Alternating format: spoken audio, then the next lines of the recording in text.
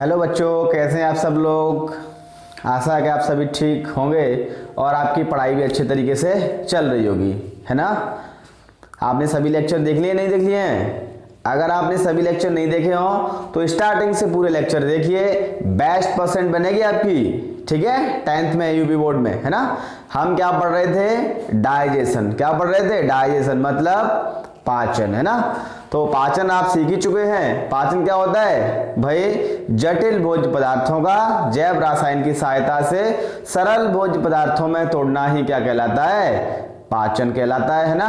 पाचन हमने कहां कहां पर पढ़ लिया था? मुख गुहा में पाचन पढ़ लिया था और आमाशय के पाचन पर हम चल रहे थे, लगभग वो भी हमने कंप्लीट कर लिया था, है ना।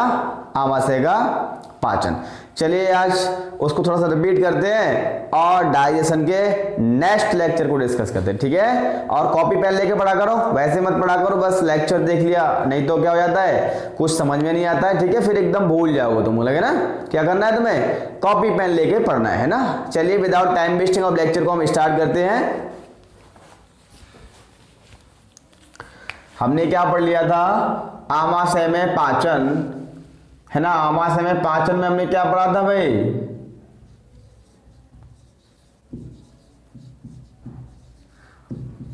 Digestion in stomach. स्टमक में केमिकल डाइजेशन किसके द्वारा होता है? एंजाइम्स के द्वारा होता है। किसके द्वारा होता है? Gastric juice. गैस्ट्रिक जूस को हम क्या बोलते हैं भाई? जठर रस। जठर रस में क्या होते हैं भाई? एंजाइम्स। ठीक है, अब वो कौन कौन से एंजाइम होते हैं जठर रस में? Pepsin, rennin, lipase. पेप्सिन किसका पाचन करता है भाई? प्रोटीन। किसका पाचन करता है? प्रोटीन। रेनिन दूध की प्रोटीन। किसकी प्रोटीन? दूध की। लाइपेज वसा का पाचन करता है, ठीक है। और इसके साथ में और क्या होता है भाई? HCl। वो क्या करता है? भोजन के साथ आए हुए हानिकारक जीवाणु को मारता है। तथा ये जो पेप्सिन होता है ये कोशिकाओं से, यानी जो गैस्ट्रिक सेल होती हैं जिनका नाम चीफ सेल होता है, उनसे पेप्सिन की फॉर्म में रिलीज नहीं होता है। किसकी फॉर्म रिलीज होता है? पेप्सिनोजन। और पेप्सिनोजन क्या होती है? Pepsinogen is the inactive form of pepsin enzyme. यानी कि पेप्सिनोजन क्या है? पेप्सिन एंजाइम की अक्रिय अवस्था होती है। कैसी अवस्था होती है? अक्रिय, है ना। तो उसको सक्रिय करता है। HCl किस में बदलता है? उसको पेप्सिन में। और जैसे ही पेप्सिन बदल जाएगा फिर ये प्रोटीन पे काम करने लग जाएगा, ठीक है। अब हम इसमें आगे देखते हैं भाई, आमाशय में जो डाइजेशन होता है इसका pH होता है 1.8, यानी कि एसिडिक मीडियम में डाइजेशन होता है। आप क्या कह सकते हैं कि आमाशय में पाचन, आमाशय में पाचन अम्लीय माध्यम में होता है। अम्लीय माध्यम में होता है। यानी अगर आपसे कोई पूछे कि आमाशय का जो pH होता है वो कितना होता है? 1.6। आमाशय का pH का मतलब आमाशय में पाए जाने वाले सभी एंजाइम्स का pH कितना होगा? 1.8 होता है। कितना होता है? 1.8। 1.8 क्या है? Less than 7। यानी कि अगर 7 से pH वैल्यू कम आ रही है इसका मतलब क्या है? वो पदार्थ कैसा होगा? अम्लीय नेचर का होगा या अम्लीय प्रकृति का होगा। यानी कि जो आमाशय में पाए जाने वाले सभी एंजाइम्स हैं वो कैसे होंगे? अम्लीय प्रकृति में काम करेंगे, ठीक है। अब हम आगे बढ़ते हैं। लीवर।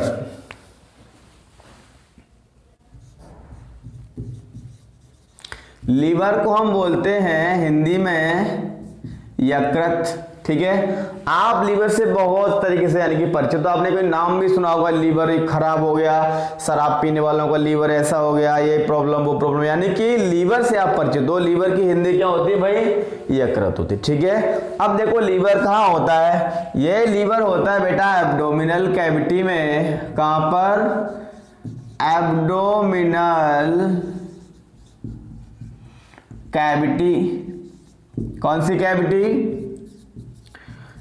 एब्डोमिनल, एब्डोमिनल गुहा। ठीक है, एब्डोमेन का मतलब जो पेट में खाली जगह होती है ना, उसका नाम होता है एब्डोमेन। क्या होता है? एब्डोमेन। तो एब्डोमिनल कैविटी में आपका लीवर मिलता है। ठीक है, अब इसका जो वेट होता है वो कितना होता है? यानी कि भार, इसका भार लगभग 1.5 kg होता है। कितना होता है भाई? इसका वजन कितना होता है? लगभग हमारा लीवर 1.5 किलो का होता है। कितना होता है? 1.5 किलो का। अब आप समझोगे भाई, अब कोई एक पहलवान है, क्या है? पहलवान, क्या उसका लीवर भी 1.5 किलो का होगा? क्या है? जो न्यू यंग वंस यानी कि जो बच्चा पैदा हुआ है, क्या उसका लीवर भी 1.5 किलो का होगा? नहीं। ये किसका है? वयस्क का। यहाँ पे मैं आपको जितनी भी वैल्यू लिखाता हूँ, ये वजन या किसी में किसकी मात्रा है, वो सब वयस्क मनुष्य की है। किसकी है? वयस्क। तो ये किसमें होता है भाई? अडल्ट में होता है। किसमें? अडल्ट ह्यूमन, यानी कि वयस्क मनुष्य। किसमें भाई? जो वयस्क मनुष्य होता है उसके लीवर का वेट होता है। ठीक है, चलो आज मैं आपको नई एक ट्रिक बताता हूं, हर एक के लीवर का वेट आप कैसे निकाल सकते हैं। ठीक है, यानी कि जो लीवर का वेट है, यानी कि हर एक अलग अलग व्यक्ति के आपको लीवर का वेट निकालना है, तो यह शरीर के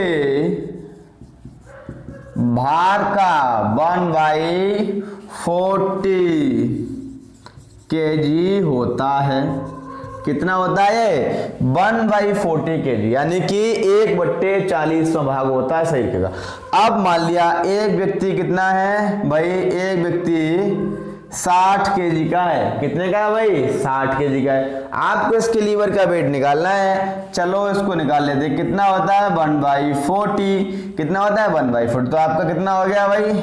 60/40 kg। 0 से 0 हो गया 6/4, और 6/4 का मतलब देखो 4 एकन 4, कितना बचा?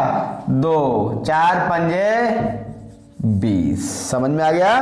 देखो कितना निकला है? 1.5 kg, यानी कि एक नॉर्मल जो व्यक्ति होता है उसकी बॉडी का वेट कितना होता है? 60 kg होता है। और लीवर का वेट कितना होता है? यानी कि बॉडी वेट का 1/40। तो देखो 60 वाले का कितना निकला है? 1.5 kg निकला है। और मैंने आपको वैल्यू कितनी लिखाई है? 1.5 kg, यानी कि एक वयस्क मनुष्य का। ठीक है, आप अगर इसी तरीके से आप देख लीजिए, कोई भी एक क्या है? बच्चा है। ठीक है, एक बच्चा है, मान लिया उसका वजन कितना है? मान लिया उसका वजन 20 kg है। आपको क्या करना है? आपको किसी ने पूछा कि इसके लीवर का वेट को क्या होगा, तो आप क्या करोगे? Calculate the weight of liver. इस बच्चे के आपको क्या करना है? लीवर का वेट कैलकुलेट करना है। तो आप क्या करोगे भाई? सेम फॉर्मूला लगा दो, 21/40 इक्वल टू 20/40, यानी कि 1/2 इक्वल टू 0.5 kg। लगभग आधा किलो का उसका लीवर होगा। समझ में आ गया? चलो, है ना? अब देखते हैं आगे।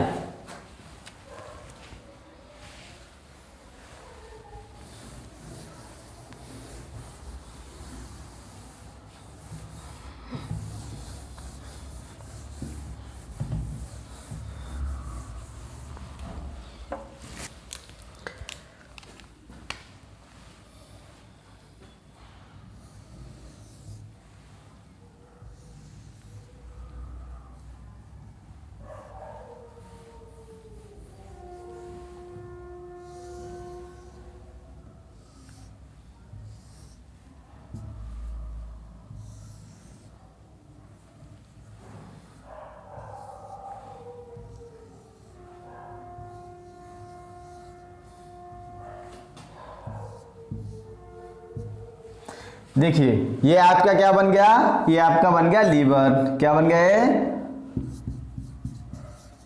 लीवर, ठीक है। और ये आपका क्या है? स्टमक। क्या ये? स्टमक, ठीक है। इसकी डिटेल स्टडी हमने कर ली है ना। हम अभी क्या पढ़ेंगे भाई? लीवर पढ़ेंगे। क्या पढ़ेंगे? लीवर।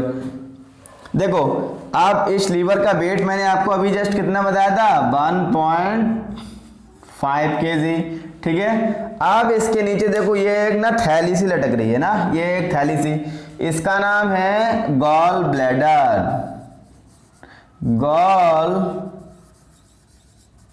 गॉल ब्लैडर, इसको हम बोलते हैं हिंदी में पित्ताशय। आपने नाम सुना है ना, पित्त की थैली। पित्त की थैली हम इसी को बोलते हैं, ठीक है। गॉल ब्लैडर को हम क्या बोलते हैं? पित्त की थैली, ठीक है। चलो, और इस लीवर में बेटा इसमें जो लोब होती हैं वो लोब होती हैं 4, है कि नहीं। तो लीवर कितनी लोब का बना होता है? यानी कि लोब का मतलब होता है पालियां। इसमें कितनी लोब होती हैं? 4 लोब होती हैं। 4 लोब कौन सी होंगी?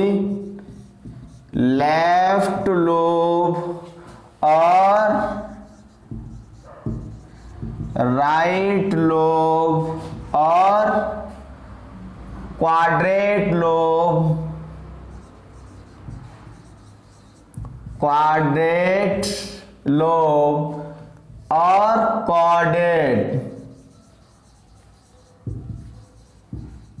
कॉर्डेट लोब, है कि नहीं। यानी कि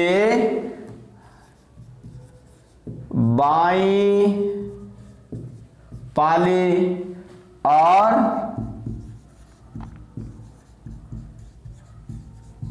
दाईं पाली, इसका नाम क्या है? क्वाड्रेट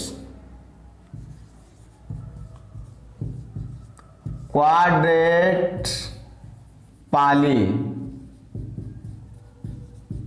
और कॉर्डेट पाली। कितनी टोटल लोब कितनी हो गई? 4 लोब हो गई। कौन कौन सी? Left, right, third quadrant, fourth quadrant, है कि नहीं। ये सब क्या होती है? पालियां। अब देखो बेटा एक पालियां के ऊपर ना एक लेयर होती है, ठीक है। अब यहां तो हम नहीं दिखा पाएंगे। ऐसा मान लो एक पाली, इसके ऊपर एक लेयर होगी। क्या होगी? एक लेयर होगी। यानी ये जो पाली है एक लेयर से में बंद होगी, एक कैप्सूल से बंद होगी, उसका नाम होगा ग्लिसन्स कैप्सूल। क्या होगा? यानी कि ये पालियां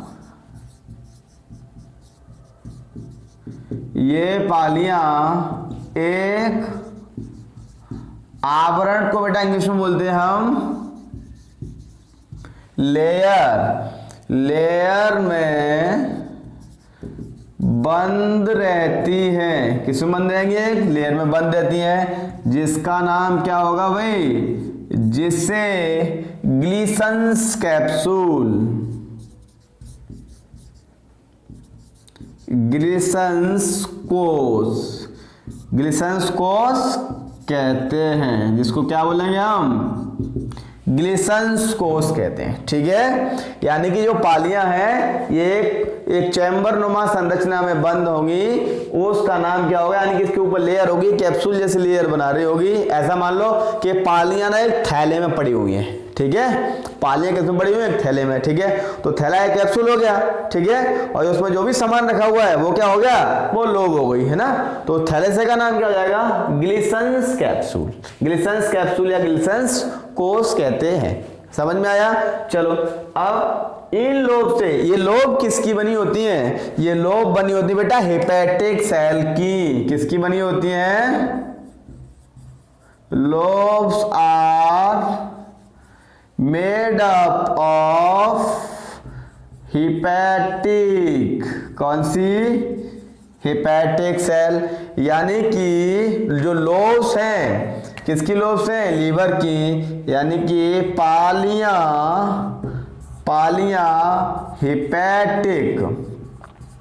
हिपैटिक कोशिकाओं, हेपेटिक कोशिकाओं द्वारा बनी होती हैं।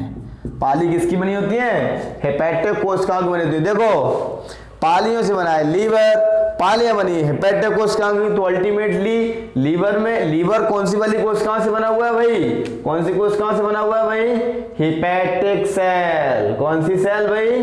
हेपेटिक सेल या हेपेटिक कोशिकाएं। ठीक है भाई, पालियों से क्या बना हुआ है? लीवर। और पालियां किससे बनी हुई हैं? हेपेटिक कोशिकाओं से। तो अल्टीमेटली हम क्या कह सकते हैं कि लीवर कौन सी कोशिकाओं से बना है? हेपेटिक कोशिकाओं से बना है। तो आप इसमें क्या कह सकते हैं भाई? चलो एक नोट पॉइंट लिखो, यहाँ पे हमने लिख लिया नोट, है कि नहीं? यकृत हेपेटिक कोशिकाओं द्वारा बना होता है। यकृत हेपेटिक कोशिकाओं द्वारा, हेपेटिक कोशिकाओं द्वारा बना होता है। यकृत कौन सी वाली कोशिकाओं के द्वारा बना होगा? हेपेटिक कोशिकाओं। इनके अलावा इनमें एक और कोशिका होती है, ठीक है, उनका नाम होता है कुफर कोशिकाएं। क्या होता है इनका नाम? कुफर कोशिकाएं। ये काम किसका करती हैं भाई? ये भाई भक्षण का काम करती है। जो भी ना माइक्रोब्स वगैरह आपको इसमें भी कुछ जो यानी कि संक्रमित करने वाले पदार्थ चले जाएंगे, वेस्ट चला जाएगा, जो भी उसको क्या कर देंगे? खा लेंगे। ठीक है, ये भक्षण का काम करती हैं। किसका काम करेंगे? ये भक्षण का कार्य करती है। ठीक है, यानी कि तो लीवर में कितने तरीके की सेल हो गई? 2 तरीके की सेल हो गई। कौन कौन सी? Number 1 hepatic cell. Hepatic cell मतलब हेपेटिक कोशिकाएं जिनसे लीवर बना हुआ है। और नंबर 2 कफर सेल या कुफर कोशिकाएं, जो क्या करती हैं? भक्षण का काम करती हैं। ठीक है, यानी कि माइक्रोब्स को खाने का काम करेंगी, जो लीवर को हानि पहुंचाएंगे। ठीक है, समझ में आया? चलो अब हम देखते हैं आगे। और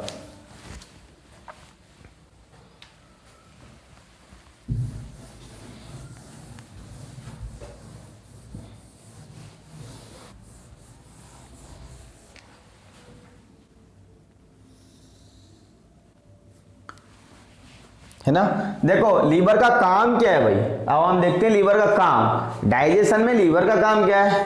देखो लीवर में होती है कौन सी सेल? जस्ट हमने अभी आपको क्या बताया है भाई? Hepatic cell. हेपेटिक सेल से बेटा बनता है बाइल जूस। कौन सा जूस बनेगा? Bile juice.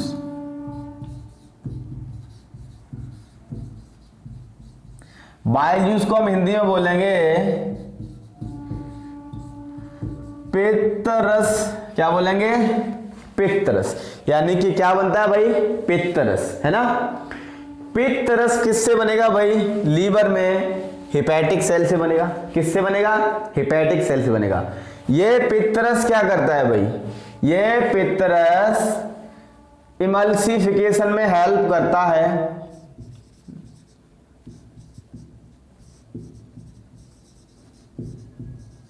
किसमें हेल्प करता है? इमल्सिफिकेशन।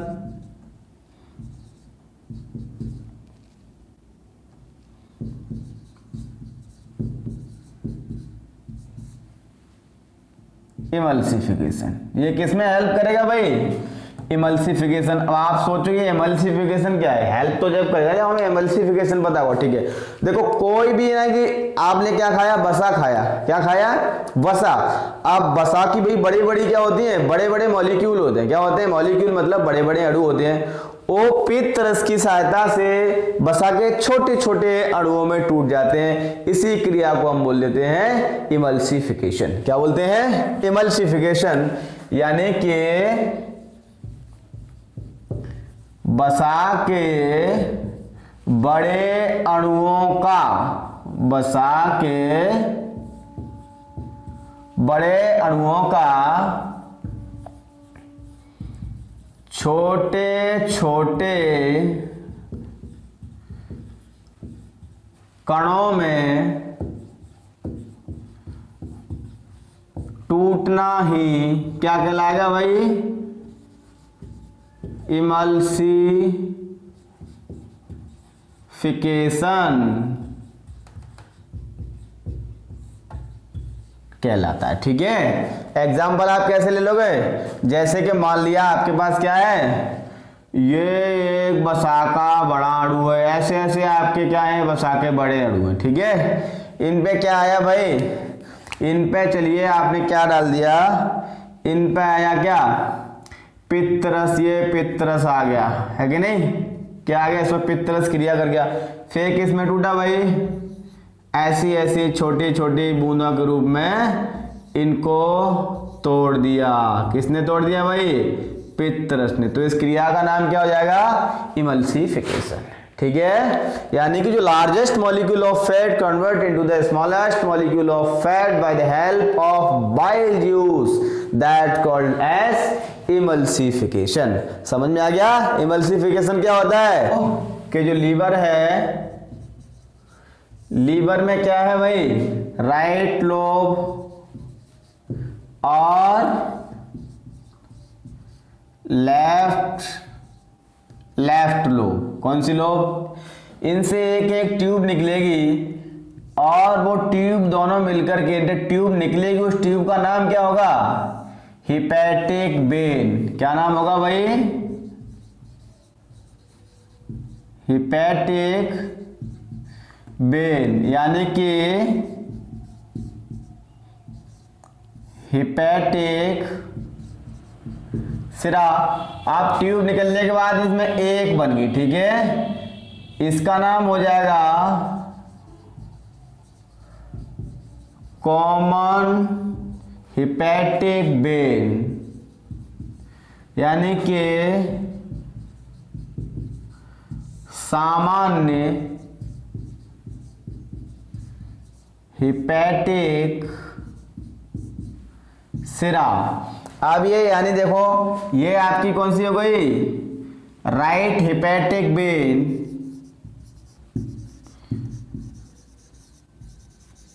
राइट हिपैटिक वेन है ना।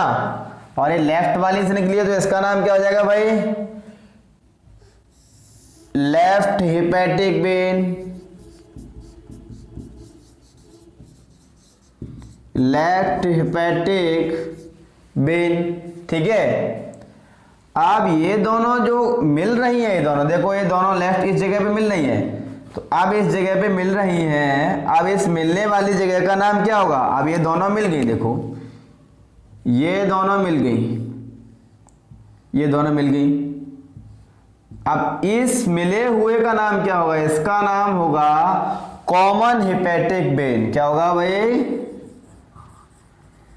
Common hepatic vein. ठीक है, अब देखिए कॉमन हिपैटिक वेन है, ये कॉमन हिपैटिक वेन, और इससे ये कौन सी नली निकली है भाई? इससे यानी कि गॉल ब्लैडर से एक नली निकली है। अब ये सब मिलकर के देखो इस जगह पे ये मिल गई। ठीक है, अब ये बनाएगी कॉमन बाइल डक्ट। क्या बनाएगी ये? Common bile duct. ये वाली जो ट्यूब है, ये वाली, इसका नाम क्या होगा? कॉमन बाइल डक्ट, सामान्य पित्त वाहिनी। कॉमन बाइल डक्ट किसमें खुल रही है? डिओडिनम में। किसमें खुल रही है? डिओडिनम में। आप सीधे सीधे ऐसे याद कर सकते हो कि राइट हिपैटिक वेन और लेफ्ट हिपैटिक वेन दोनों मिलेंगी तो क्या बनाएंगी? Common hepatic vein. और जब गॉल ब्लैडर की ट्यूब का नाम होता है सिस्टिक डक्ट। क्या नाम होता है? Cystic duct. क्या नाम होता है? चलो यहां पे लिख दे रहे हैं, cystic, CYSTIC, cystic duct, cystic duct. ये सिस्टिक डक्ट इस और जब किससे मिलती है, कॉमन हेपेटिक डक्ट से। किससे मिल रही है भाई, देखो ये कॉमन हेपेटिक डक्ट है और ये कौन सी है, ये इधर से निकली है तो ये सिस्टिक डक्ट हो गई। कौन सी हो गई, सिस्टिक डक्ट। अब ये सब मिलकर के क्या बना रही है भाई, ये कॉमन बाइल डक्ट बना रही है। क्या बना रही है, कॉमन बाइल डक्ट। ये कॉमन बाइल डक्ट किसमें ओपन हो रही है, डिओडिनम यानी ग्रहणी में हो रही है ओपन। ठीक है, अब ये ग्रहणी में ओपन हो गई, इसमें क्या आ गया भाई, ये इसमें आ गया बाइल जूस। अब ये फूड पे काम करेगा। ठीक है, क्या करेगा, फूड पे काम। क्या काम करेगा, वही इमल्सिफिकेशन। कौन सा काम करेगा, वही इमल्सिफिकेशन काम करेगा। ठीक है, तो इसका काम क्या होता है, इमल्सिफिकेशन करना। चलिए आज के लिए इतना ही काफी। आप देखते हैं नेक्स्ट लेक्चर में बाकी इसका कुछ बचा हुआ पार्ट है वो देखते हैं। ठीक है, वीडियो को लाइक और शेयर जरूर कर देना जिससे कंटिन्यू आपकी सीरीज चलती रहे। ठीक है, थैंक यू, बाय बाय।